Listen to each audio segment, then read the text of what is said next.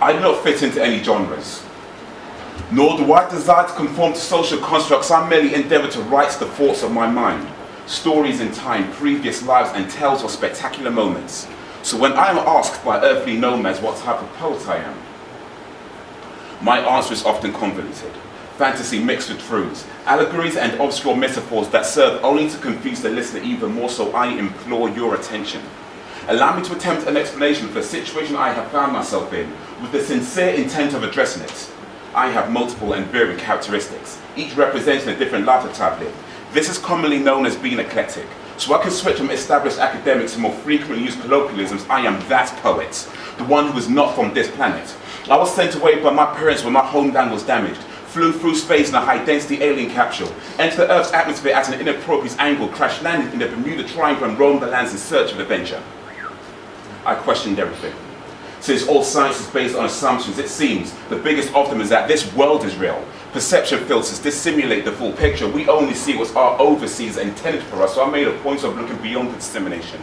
I found that most anytime one is presented with options, there's always at least one other that isn't on offer, something that doesn't benefit the person given the choices. One may refer to this as an illusion of gesture. Thus, creating one's own path in life is of paramount importance. Seeking to find a course that is uniquely yours is something that unfortunately many people do not make efforts for. Now history has taught that those who have attempted to go against the norm are ostracized and ignored, persecuted and tortured, or labeled mentally dormant. The point I'm trying to put forward is, difference is asked for.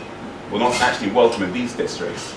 Now I've learned to read and listen between the lines and decided I no longer wish to be a part of a system that lacks comprehension of human understanding.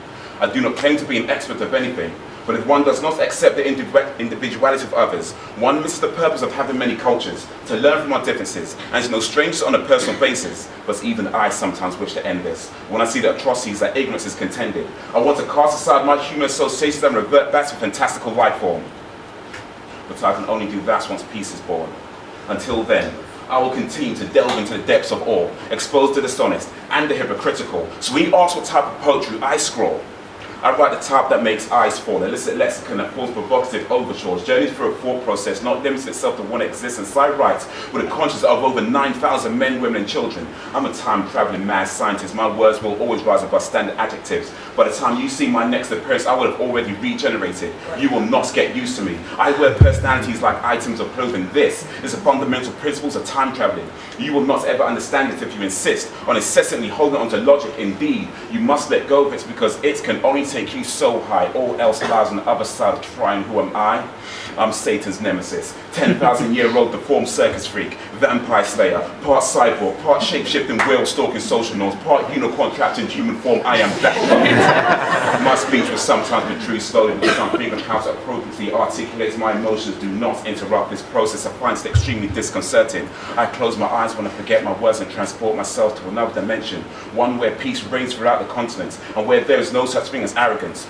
I will stay there until I have theories on how to recreate it. Then I take language back to animalistic noises and devise a new direction to move forward in. Caterwauling. You categorically cannot kill those who do not fear dying. Heart of a lion, mind of a medieval mania patient with excavated holes that demons live in a constant battle between good and evil. Ergo, my poetic prowess often involves a conflict of interest. My archives contain several masterpieces, while my electronic current conquers clandestine civilizations. From the beginning of time to the Middle Ages, my name became synonymous with iconoclastic behavior, tearing down established procedures, making way for creative thinkers. We travel solar systems to see the distant future, where a person's compose doesn't cause questions of their composure, where people have learned to live with one another, where greed and corruption are traits that no longer matter. With every small triumph we bring this world closer.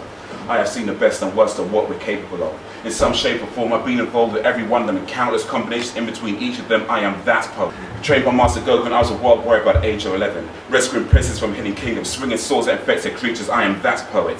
The voice of the voices and the voice of the loners. Made sense of this world through fictional characters. Undisputed champion of failed romance and solitude has been my most consistent companion. I am that poet. Cave dwelling in secret locations, organizing ways to raise public awareness. Wanted by the authorities for acts of malfeasance. One man's freedom fighter is another man's terrorist. I am that poet.